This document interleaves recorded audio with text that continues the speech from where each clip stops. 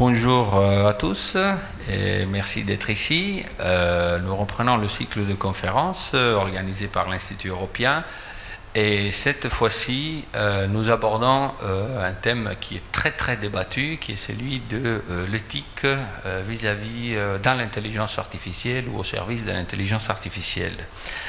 Et nous avons aujourd'hui trois représentants de trois activités qui sont complémentaires dans ce type de problématique. Après, ils se présenteront eux-mêmes, mais ils jouent chacun avec leurs organisations un rôle différent pour, nous l'espérons, l'implémentation et, comme dit le titre, la mise en action de principes que je suis sûr tous entre nous, nous avons lu et relu à plusieurs reprises dans des magazines, dans des articles, dans des livres même, mais qu'il s'agit maintenant de mettre en action, de réaliser. Donc, je laisse à chacun de vous présenter brièvement dans votre première introduction, donc un tout petit tour rapide pour dire voilà, où vous travaillez et votre rôle dans l'organisation. Merci Giovanni, bonjour. Je suis Muriel Barnéou et moi je dirige l'engagement sociétal du groupe La Poste, c'est-à-dire sa politique RSE. Et à ce titre, au sens large de l'ESG, évidemment que la question de l'IA, et de l'IA pourquoi faire, et qu'est-ce que ça veut dire l'IA quand on a les engagements qu'a le groupe La Poste, est totalement partie prenante de notre politique et du champ dans lequel j'interviens avec les équipes de la data et de l'IA du groupe. Merci Muriel. Merci Muriel, merci Giovanni, bonjour à tous. Je suis Romain Lamotte, je suis associé au sein du cabinet KPMG. Je m'occupe de la practice data pour KPMG en France. Et la vocation de cette équipe, c'est accompagner les entreprises plutôt grandes, plutôt de grande taille, dans la mise en action de la data en général. Ça inclut l'IA, mais pas que. Mais effectivement, l'utilisation généralisée et mature de la data dans l'entreprise. Merci beaucoup, bonjour à tous. Je suis Eric Salobir, donc je préside la Human Technology Foundation, qui est un think tank qui travaille sur l'impact des technologies et qui accompagne à la fois les entreprises et les acteurs des politiques publiques dans le déploiement de technologies au bénéfice de l'humain et du bien commun. Et donc, on accompagne notamment les entreprises en développant des méthodes, des outils pour aider à évaluer l'impact de ces technologies, comme on accompagne aussi les gouvernements dans le design de leurs politiques publiques. Voilà. Parfait, merci à tous les trois. Donc, vous voyez bien la complémentarité, puisque nous avons un acteur majeur, donc une société qui a le problème et qui veut se poser le problème et éventuellement répondre à la question de comment gérer l'arrivée de ces technologies de l'IA, qu'on résume généralement sous le label IA, dans une entreprise pour les employés, vis-à-vis des utilisateurs, des clients, donc vis-à-vis de la société en général, puisque c'est une société, une entreprise d'une certaine dimension. Un cabinet de conseil donc, qui est spécialisé dans ce type de processus, et une fondation, un think tank, qui réfléchit depuis longtemps à ces problématiques dans le cadre général des impacts des technologies sur la société. Alors, la première question que j'ai pour les trois intervenants, c'est pourquoi nous avons choisi ce titre? Je voudrais que chacun de vous, avec vos mots, vous puissiez expliquer un petit peu pourquoi on a choisi les titres mettre en action les principes en ce qui concerne l'IA et l'éthique. Alors, Romain, comme ça, on va commencer comme ça. Je vais commencer, mais je pense qu'on va avoir une réponse complémentaire. C'est un titre qui nous est paru assez évident dans la mesure où on voit trop souvent cette problématique improvisée. Finalement au sein des entreprises, c'est-à-dire que les dimensions éthiques liées au projet d'IA apparaissent parfois en bout de chaîne et donc participent pas d'une démarche qui a déjà été un petit peu réfléchie et un petit peu contextualisée. Donc peut-être le premier élément de réponse, c'est un souhait finalement de sensibiliser l'auditoire qui est ici sur la nécessité d'anticiper ces questions-là dans une démarche d'adoption de l'IA. Je compléterai en disant que d'abord parce que c'est pas demain, c'est aujourd'hui. Et un acteur comme La Poste, on peut se demander ce qu'il fait dans l'IA. Sachez qu'on a plus de 400 data scientists dans le groupe. Et cette IA, on va l'utiliser pour nos propres usages. Donc l'optimisation de nos process, par exemple, prévoir des délais de livraison de plus en plus serrés, de plus en plus proches de ce que sera la réalité lorsqu'on va livrer, mais être aussi en capacité de gérer pour les collaborateurs, tu le disais Giovanni, notamment des questions de détection de compétences et de mobilité, ce qu'on va appeler la GPEC. On va s'en servir aussi pour les clients que nous servons, typiquement dans l'univers bancaire, en matière de gestion de fraude. Et donc c'est quelque chose qui n'est pas demain, mais qui est déjà là, et qui dans ce « est déjà là » nécessite qu'on le fasse dans ce qui pour nous est notre champ de valeur, pour nous, et qui est aussi notre proposition de valeur sur nos marchés. Alors moi, en complément, ce que je dirais, c'est que effectivement, mais je pense que vous pourrez y revenir, on voit régulièrement, malheureusement, un certain nombre de difficultés, voire des choses qui ressemblent à des accidents industriels dans le déploiement de l'intelligence artificielle, quand même des énormes crashs, et que à la fois ça affecte les entreprises qui ont développé ces projets parce que ça leur coûte extrêmement cher, ça affecte le public qui pâtit de ces difficultés, et ça affecte l'ensemble du secteur parce qu'à un moment ça finit par abîmer la confiance que les gens peuvent avoir dans ce genre de technologie. Et donc nous, ça nous paraît assez délétère, donc d'où l'urgence de s'occuper de ce sujet maintenant. Et je pense qu'on a peut-être eu 3 étapes. Une première il y a quelques années qui était une espèce de Far West où tout était à peu près possible, et on avait l'impression qu'à partir du moment où il y avait de l'IA, ça pouvait pas être mauvais. Finalement, on s'occupait des choses. Et puis, on s'est quand même rendu compte assez vite qu'on butait sur des difficultés. Donc, des principes ont été mis en place. Là aussi, on pourra y revenir. Et puis, on s'est rendu compte qu'avoir une charte et l'avoir collée sur le mur, ben, ça protégeait pas beaucoup.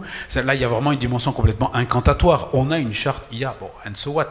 Et à ce moment-là, on se rend compte que maintenant, il faut commencer à opérationnaliser les principes, d'où le titre. Et on est vraiment maintenant dans ce moment où les entreprises, notamment les grandes, mais pas seulement, aussi les startups, quand elles développent des projets, doivent se poser dès le début quelques questions clés. Et peut-être justement, l'idée aujourd'hui, ensemble, c'est de regarder un peu quelles sont ces questions clés, de façon à éviter que trop de projets ne plantent, que trop de gens ne se trouvent, on va dire, un peu victimes de ces plantages, et qu'à un moment, il commence à y avoir un espèce de rejet, et on peut le dire quand même qu'une défiance par rapport à certains types de technologies, on commence à en voir une dans le grand public sur certains sujets, et donc voilà, il faut juste être attentif.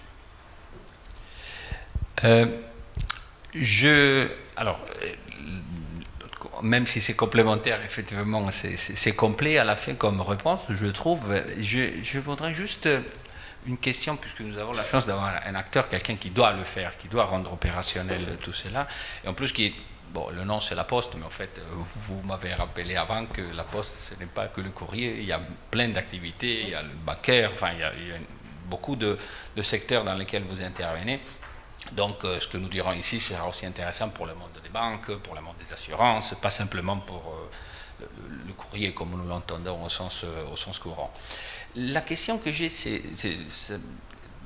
pour Muriel, c'est est-ce que c'est pas le secteur, le département des data scientists qui gère ça. Ça, je trouve ça intéressant. C'est-à-dire que, parce que dans d'autres sociétés, j'ai vu d'autres... Ça me ramènera à une question que j'ai après pour vous à niveau de la hiérarchie et de l'organisation, de l'impact sur la hiérarchie. Mais si vous... Oui, alors oui, et pas que. C'est-à-dire que... Au fond, la démarche dans laquelle on est et le positionnement dans lequel on est de ce sujet-là, il traduit quelque chose qui est très fort pour moi, pour parler de confiance, qui est l'intention et le pourquoi on fait ça. Donc je vais faire un bout de rétro-arrière, je ne vais pas faire 500 ans d'histoire, mais la Poste c'est 500 ans d'histoire et effectivement une grande variété d'activités. Mais néanmoins, en fait, cette démarche autour de l'IA éthique, elle n'est pas hors sol. Elle s'ancre dans notre plan stratégique parce qu'au fond, ce que l'on dit, c'est ça fait 500 ans qu'on gère de l'intérêt général. Ça fait 500 ans qu'on est au front de ce qui fait la transformation de la société avec nos valeurs, c'est-à-dire pour tous, partout, tous les jours, dans cette vision très, très universelle et très acteur de confiance dans l'univers physique. Et donc, dans notre plan stratégique, dans nos statuts d'entreprise à mission, d'ailleurs je crois que j'ai un voisin qui est aussi société à mission, dans ce statut de société à mission, nous avons un engagement qui est l'avènement, la promotion d'un numérique éthique, inclusif et frugal. Ce qui veut dire que je vais, moi, en tant que patronne de l'ESG, totalement prendre à bras-le-corps ce sujet. Et ce sujet, je vais le prendre à bras-le-corps avec les équipes data et IA du groupe, parce qu'en fait, ce sont elles qui vont l'opérationnaliser, ce sont elles qui vont le rendre possible.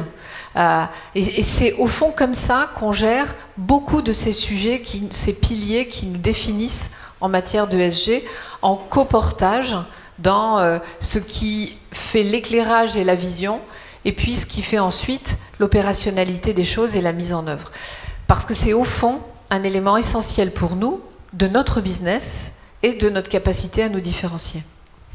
Romain, toi qui as une expérience dans d'autres... Je voulais compléter parce que c'est très intéressant. Si je voulais donner un éclairage auprès d'un grand nombre d'entreprises que l'on voit, dans les sociétés de la tech, des sociétés de plus petite taille ou des startups, en fait, ce sont des questions existentielles. C'est vraiment une question de quelle est la raison d'être de la société qu'on a créée, qui est souvent centrée autour d'un produit ou d'une technologie. Donc, ce questionnement-là, il peut certainement pas être laissé seulement entre data scientists. C'est évidemment une question stratégique. Pour les sociétés de plus grande taille, en fait, la structuration autour des efforts autour de l'IA vient de plus en plus souvent s'articuler autour d'une gouvernance projet, des product owners, des project owners, etc. Et donc là aussi, en fait, toute la réflexion sur... Je rebondis sur ce que Muriel indiquait tout à l'heure, hein, sur l'intention. Quelque part, elle doit être beaucoup plus vaste que simplement les personnes qui vont s'occuper de construire le fameux data product ou réaliser la modélisation. C'est très important, et je pense que c'est vraiment l'objet des travaux qu'on mène avec Eric en particulier, de dire, ok, qu'est-ce que vous souhaitez faire avec la technologie que vous êtes en train de développer ou que vous envisagez d'acquérir, hein, parce que toutes les entreprises ne développent pas elles-mêmes, hein, on a beaucoup de sujets d'adoption d'IA tierce, et à quoi cette technologie pourrait-elle servir dans le futur? Est-ce que vous avez déjà mené une réflexion sur un petit peu les cas frontières, un petit peu les cas marginaux, de où est-ce que votre produit pourrait évoluer? Donc, clairement pas une thématique où il faut laisser les data scientists seuls. Je pense que c'est vraiment un des messages, à mon avis, qu'on peut porter. Ça doit être beaucoup plus universel au sein de l'entreprise. Je pense que c'est très vrai, peut-être pour deux raisons. La première, c'est que en fait, on a un peu considéré aussi à un moment que l'éthique, ça pouvait un peu s'apparenter à une forme de compliance. C'est-à-dire qu'à partir du moment où on réussissait à être un peu carré sur un certain nombre de choses, on avait coché un certain nombre de cases, on avait un certain nombre de critères, on serait bon. En fait, on se rend compte que malheureusement, les foirages, ils vont toujours se glisser entre les cases. Non, mais c'est toujours comme ça, c'est la vie. Et qu'en fait, à un moment, l'éthique, c'est pas une science, mais c'est plutôt presque un instinct. Et à un moment, il faut développer une forme de culture de l'éthique. C'est-à-dire la culture de comment se poser les bonnes questions au bon moment. Et pour ça, on peut pas juste demander aux data scientists de se poser ce genre de questions. Il faut aussi demander aux donneurs d'ordre, c'est ce que vous disiez tous les deux, à l'ensemble de l'écosystème. D'autant plus qu'après, s'il y a une difficulté, c'est l'ensemble de l'écosystème, ça va être la direction générale, ça va être le legal, ça va être la communication. Tous ces gens-là vont se trouver impactés par la difficulté. Donc à un moment, il faut pouvoir embarquer tout le monde dans une vraie culture de l'éthique où on va apprendre à se poser ces questions-là. Ça, moi, je pense que c'est un élément clé. Et puis, comment dire... trop souvent aussi, pour revenir un petit peu sur ce que tu disais sur Muriel, sur la dimension de l'intention, on a aussi tendance à penser que si les choses sont bien faites formellement, ce sera bien dans le comment. Mais effectivement, de plus en plus maintenant, les entreprises qui se voient attaquées au niveau éthique se trouvent attaquées sur ce que vous faites. Souvenez-vous de l'intervention de Mark Zuckerberg devant le Congrès. À un moment, il dit « mais j'ai fait les choses comme il fallait » et à un moment, un député lui dit « mais pourquoi l'avez-vous fait ?» Et je pense qu'en fait, c'est sur ce pourquoi aussi qu'on peut se trouver attaqué si on n'a pas pensé le projet de la façon la plus cadrée possible. C'est en ça que quand tu dis une charte n'y suffit pas, bien sûr, mais en même temps, elle a cette capacité à dire, c'est ça mon intention, à le dire en interne, de haut en bas, à l'afficher à l'extérieur, et elle reste une ossature qui est fondamentale. Tu vois, si je fais le parallèle avec la prestation de serment, par exemple, des postiers historiques, hein, c'est 130 ans la prestation de serment, c'est aujourd'hui ce qui fait qu'il n'y a pas un gendarme ou un policier derrière chaque facteur pour aller vérifier qu'il fait son travail. C'est une ossature qui est quasi génétique et qui tient la boutique. Je suis entièrement d'accord avec toi, mais justement, vous avez mis en place une charte de l'IA de confiance. Pour moi, c'est la moitié de la solution. L'autre moitié de la solution, c'est ce que vous avez aussi mis en place, c'est tout le processus pour vérifier que les projets que vous développez sont bien conformes à la charte. Dire les choses, c'est une chose, mais être certain qu'on fait bien ce qu'on dit, ça, c'est l'autre moitié. Et moi, ce que je trouve intéressant dans votre charte au sein du groupe La Poste, c'est qu'elle a été promulguée, mais c'est surtout que vous vous donnez les moyens de faire en sorte qu'elle soit appliquée. Et ça, pour moi, c'est l'élément clé. Alors, nous, à l'Institut Europe, on soutient depuis longtemps que l'intelligence artificielle, c'est quelque chose de trop important pour être laissé simplement dans les mains des ingénieurs. J'ai une question en partant d'une phrase de Muriel qui a parlé du numérique. Est-ce que vous faites une différenciation entre les problématiques éthiques du numérique et de l'intelligence artificielle au sens strict du terme? Je demande parce que très souvent, trop souvent, dans des salons, je commence à discuter, à débattre d'éthique sur des sujets semblables à celui d'aujourd'hui, et tout de suite on débarque sur le digital au sens large du terme. Est-ce que vous faites cette différenciation dans votre application quotidienne où l'intelligence artificielle est simplement vécue comme une branche de la computer science? Mais je ne vais pas te griller la politesse, je commencerai juste par un point qui, moi, me semble important. C'est effectivement, c'est quelque chose de spécifique. Enfin, il y a des enjeux éthiques qui sont spécifiques au traitement de la data et des algorithmes, mais trop souvent, je pense qu'on a tendance à trop zoomer sur ces algorithmes, à les auditer, à regarder la transparence, l'explicabilité, etc. Et c'est extrêmement bien. Mais le problème, c'est qu'en faisant ça, on manque des pans entiers du projet. Et en fait, pour moi, l'éthique, même si c'est une éthique d'un projet à base d'intelligence artificielle, ça nécessite de dézoomer et pas seulement de faire une éthique de la technologie, mais une éthique du projet. C'est-à-dire, là où se passent les choses, c'est quand la technologie rejoint un marché ou un public à travers une offre de service, un produit. C'est là qu'il y a quelque chose qui se passe. Et la même technologie appliquée avec vis-à-vis, par exemple, de populations plus ou moins vulnérables, la même technologie appliquée à des cas plus ou moins limites, risqués, etc., va pas du tout générer le même type de questions. Je prends juste un exemple, les technologies de reconnaissance faciale. Si c'est pour faire de l'authentification, pour déverrouiller votre téléphone, ou de l'identification à la volée de terroristes dans la foule, ça pose pas du tout les mêmes genres de questions. Donc c'est pour ça que c'est une éthique de l'IA, mais à mon sens, c'est une éthique de l'IA qui prend en compte la totalité du projet en incluant la data, en incluant l'identité numérique, en incluant la gouvernance de ces projets. Chronologiquement, on a d'abord élaboré une charte data avant RGPD, qui était assez, je pense, visionnaire ou pionnière en tout cas. Et nous avons ensuite mis sur le travail la question de l'IA et de l'élaboration d'une charte autour de l'IA. Donc chronologiquement, les choses ont été, je dirais, séparées d'une certaine manière. Maintenant, les équipes qui portent ça sont des équipes data et IA. On n'a pas fusionné les chartes. Et on a une gouvernance particulière que l'on a installée justement dans cette opérationnalité dont parlait Eric, une gouvernance particulière que l'on a posée à l'aplomb de cette charte IA. Peut-être pour compléter là-dessus et répondre à votre question, Giovanni, il me semble que l'IA pose quand même des problèmes nouveaux. Donc certainement on peut s'interroger, est-ce que l'éthique est un sujet qui doit être regardé sur l'ensemble de la digitalisation. Sur l'IA en particulier, je pense que la nouveauté vient de la part de jugement humain que l'on va confier à une machine. Et ça, à ma connaissance, c'est une première. et qui vient impacter du coup toute la considération de quel degré de liberté on laisse et comment on construit la proposition de valeur entre guillemets d'une entreprise, mais aussi le contenu d'un job, la place dans la société, etc.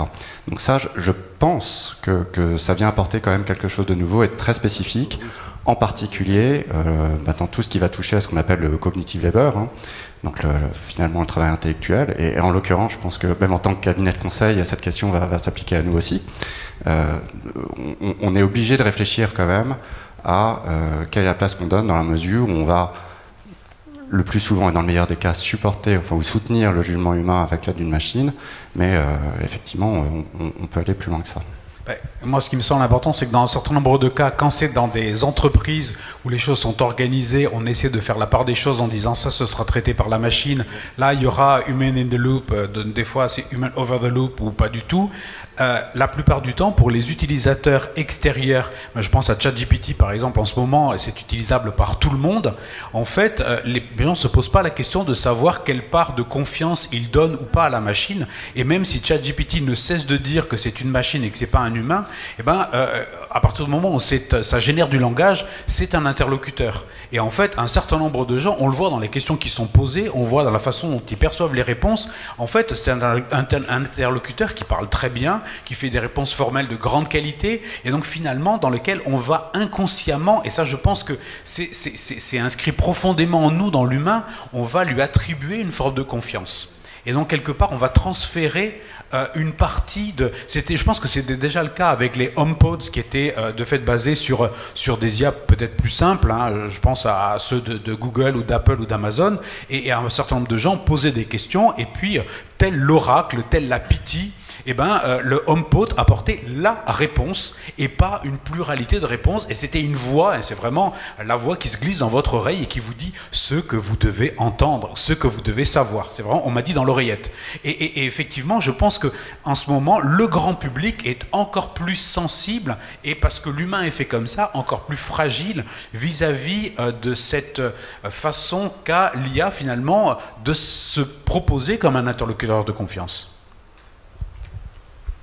Oui, et c'est d'ailleurs quand on le met en pratique ensuite, typiquement, dans la charte et dans nos règles, nous fixons comme règle absolue de toujours faire savoir à l'interlocuteur qu'il ne travaille pas avec un humain, mais qu'il est en train de dialoguer avec une IA. On s'est posé comme règle qu'il n'y a aucune décision finale prise par l'IA, mais elle conseille un humain qui va prendre la décision finale, parce que, tu as raison, il y a cette ambiguïté de magie ou hyper scientifique qui sont les deux grands dangers pour moi de cette IA de plus en plus stupéfiante. On ne devrait peut-être pas appeler intelligence d'ailleurs. Oh, ça c'est un autre débat, même à l'intérieur de l'Institut, on a dit, bon là, de toute façon ça a été des idées, mais c'est simplement effectivement, c'est une bonne question qu'on continuera sûrement à se poser. Alors moi j'ai toujours été, justement parce que je lis aussi souvent qu'il faut maintenir l'humain au centre, qu'il faut des déclarations de principe. Mais une autre déclaration de principe que je vois souvent, c'est on ne doit pas laisser à la machine le droit de décider à la fin. C'est-à-dire il faut que la décision elle soit humaine. Mais est-ce que c'est vraiment possible? Je vais dire, à partir du moment où la machine dit que c'est ça qu'il faut faire, et elle a calculé sur une quantité de data et à une vitesse que, bon, évidemment, aucun d'entre nous ne peut égaler. Est-ce que c'est vraiment possible comment vous faites pour opérationnaliser un principe comme celui-ci? Il y a des cas dans lesquels c'est difficilement possible. Je pense au trading haute fréquence, par exemple. L'humain est déjà dépassé. Je pense à un certain nombre des procédés de défense, par exemple, d'hommes de fer développés par Israël qui calculent la trajectoire des roquettes et qui décident ou pas de les détruire en fonction de la cible présumée des roquettes. Ça, effectivement, l'humain ne peut pas être dans la boucle, c'est évident. Et ça pose effectivement un certain nombre de questions, notamment quand on est sur des problématiques de défense ou de sécurité publique. Je pense que dans les autres cas, l'humain peut être dans la boucle, il faut juste voir comment. Parce que Muriel, quand tu disais faire en sorte qu'un humain décide, nous on a pas mal travaillé sur la justice prédictive aux États-Unis et sur les logiciels qui étaient censés aider les juges. Mais dans un pays où un juge est élu, quel juge va oser aller contre l'avis de l'intelligence artificielle? S'il va dans le sens de l'intelligence artificielle et que finalement ça conduit à un désastre, c'est la machine qui s'est trompée. Mais s'il fait le contraire, quelque part il engage sa carrière. Et ça, tout le monde n'est pas forcément prêt à le faire. Et donc on voit qu'en fait il faut mettre en place, et on en revient à ce qu'on disait, c'est pas l'algorithme seulement, c'est tout le projet, c'est toute la gouvernance, c'est toute la façon dont le truc est architecturé pour s'assurer que l'humain soit vraiment en capacité, de façon libre, de prendre ses décisions. Qui se traduit aussi à un moment, par exemple, sur l'explicabilité. L'explicabilité, c'est un élément très très important de la prise en main de pourquoi est-ce que j'arrive à tel résultat ou pourquoi est-ce que j'arrive à un moment où l'algorithme me recommande tel résultat. Vous voyez, on l'a fait par exemple avec une de nos structures qui s'appelle ProBias sur de la comparaison faciale, puisqu'on ne va pas dire reconnaissance, sur des sujets de KYC par exemple, pour l'univers bancaire.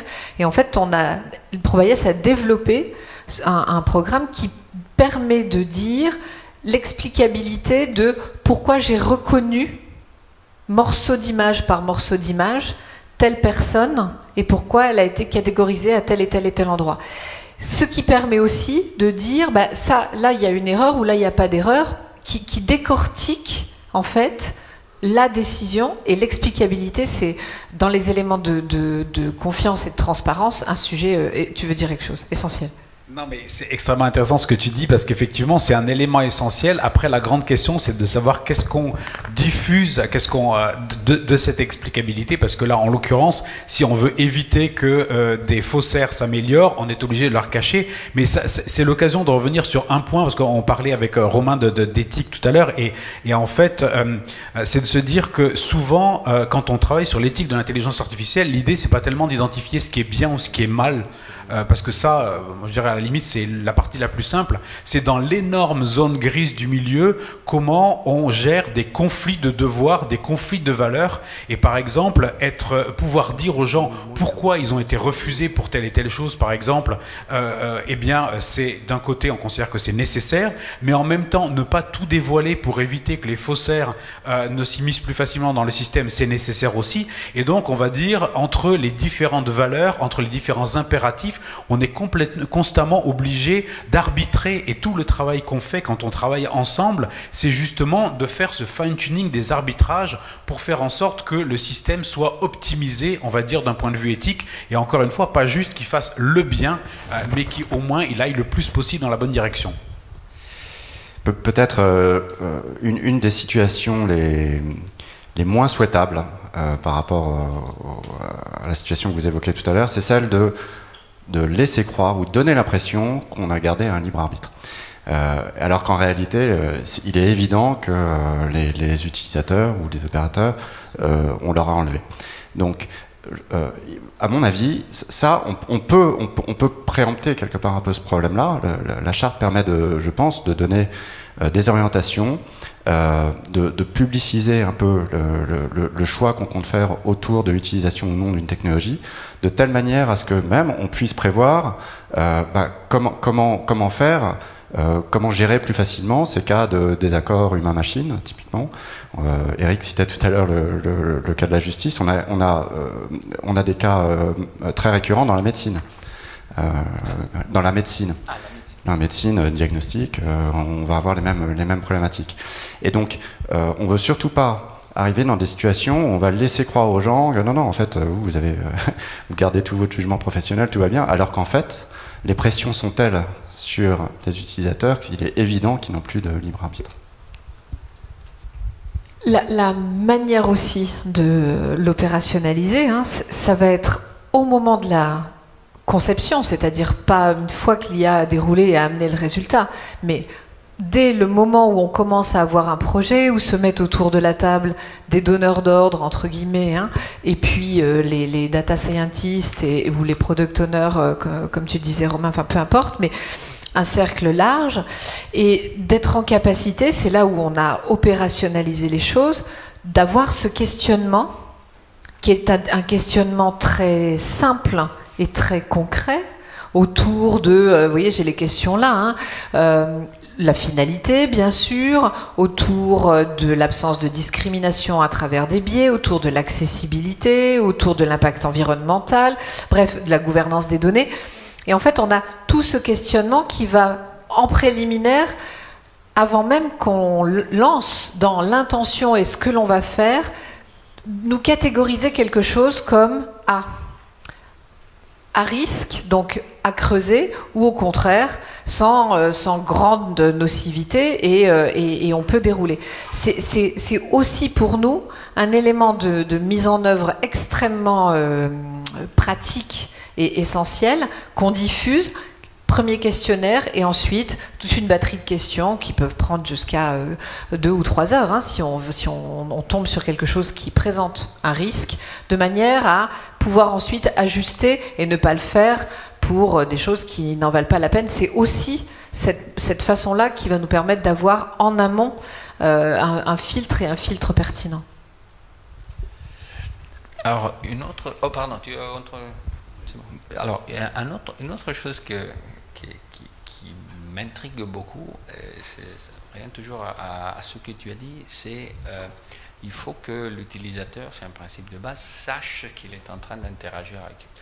Or, une des particularités de l'intelligence artificielle, c'est qu'elle n'est pas toujours évidente à détecter. C'est-à-dire que, et alors en plus, vous venez de dire que la Poste ne crée pas que ses propres algorithmes, mais achète aussi des solutions, des produits, des logiciels produits par d'autres. Et dans ce cas-là, alors le problème de l'IA, c'est que, et là c'est une différence essentielle à mon avis avec le digital, au sens large, c'est qu'elle s'insinue, on va dire comme ça, sans que l'on sache très bien exactement ce qu'elle fait. Alors, toujours dans l'idée d'opérationnaliser l'éthique, de ne pas la laisser à niveau de principe. Quel est, à votre avis, parce qu'on a eu la discussion ce matin à notre séminaire, à une autre conférence, il y avait vraiment des opinions très partagées sur le sujet. Est-ce que l'IA doit aller, ça vraiment comme règle générale de ceux qui produisent de l'IA, est-ce qu'elle doit aller vers une humanisation, c'est-à-dire on doit essayer d'avoir des avatars qui ressemblent de plus en plus à un être humain de façon à que moi je ne me rende même pas compte qu'en face de moi j'ai une machine, ou est-ce qu'au contraire il n'est pas important de clairement faire comprendre et déclarer dès le début qu'on a face à soi une machine, surtout en considérant, une fois de plus, que c'est facile dans le cas d'un avatar. C'est un problème de technique graphique. Mais dans des cas plus compliqués, où l'IA est ensevelie quelque part, comment dans la pratique opérationnelle, vous gérez ça? Vous avez décidé de gérer ça? Moi, je suis assez en accord avec la politique du groupe La Poste qui consiste à dire qu'il faut comment dire, que les gens sachent à qui ils s'adressent et comment les décisions sont prises. Ça, je pense qu'en termes de transparence et de responsabilité, c'est essentiel. Après, pour moi, la vraie question en ce moment, ça va être celle des modèles génératifs, de tous ces large models qu'on va voir comme ChatGPT et d'autres, que pour le moment on utilise à nu parce qu'ils viennent d'être révélés au public, donc tout le monde s'amuse en les essayant, mais qui très vite vont servir de base à des quantités d'applications qui vont venir en plugin dessus, et il y aura des applications de génération de contrats, de génération d'articles, etc., etc.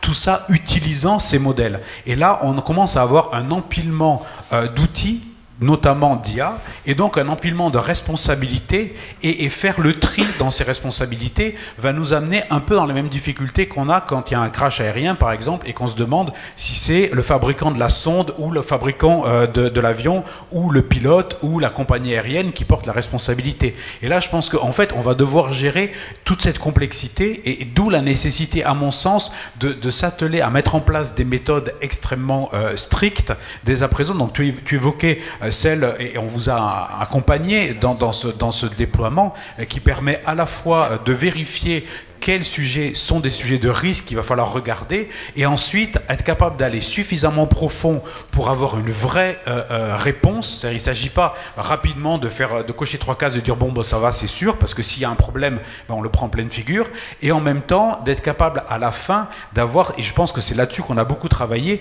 cette lisibilité du problème qui fait que si à la fin on remonte au comité éthique ou au COMEX des rapports de 100 pages sur chaque projet, ça ne sert à rien parce que personne n'a jamais le temps de les lire et les problèmes sont noyés au milieu de tout le reste. Et donc toute la difficulté d'une méthode comme ça, c'est d'aller suffisamment loin pour repérer les problèmes et à la fin d'être suffisamment synthétique pour les faire réémerger, avoir une espèce de dashboard qui permet de repérer les points qu'il va falloir creuser.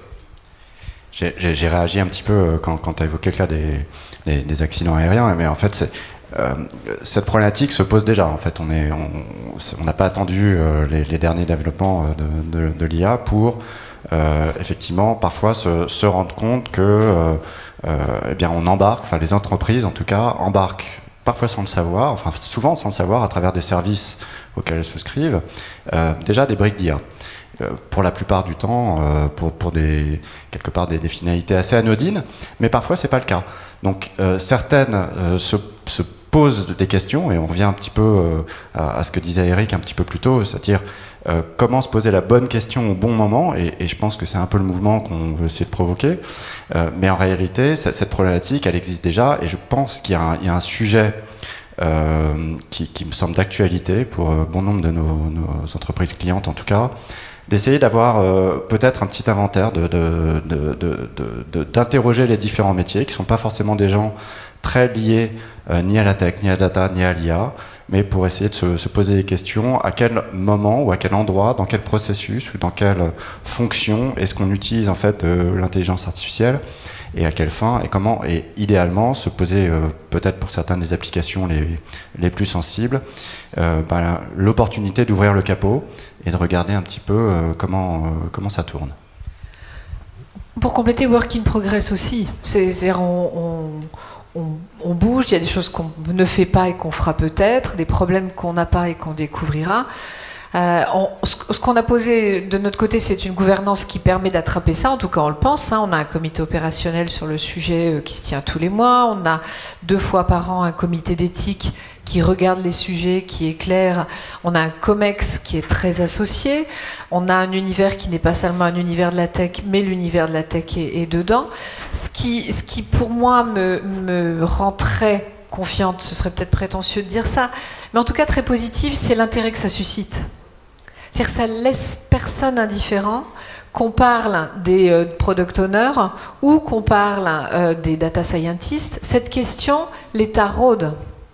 Et donc, pour peu qu'on arrive à avoir ces grilles qu'on a travaillées ensemble, qui ne soient pas des tue-l'amour, c'est-à-dire qui peuvent leur permettre de délivrer et qui ne soit pas un pinceau à dérouler, moi je trouve qu'il y a un vrai intérêt pour la chose et un intérêt sincère, en tout cas, pour travailler le sujet.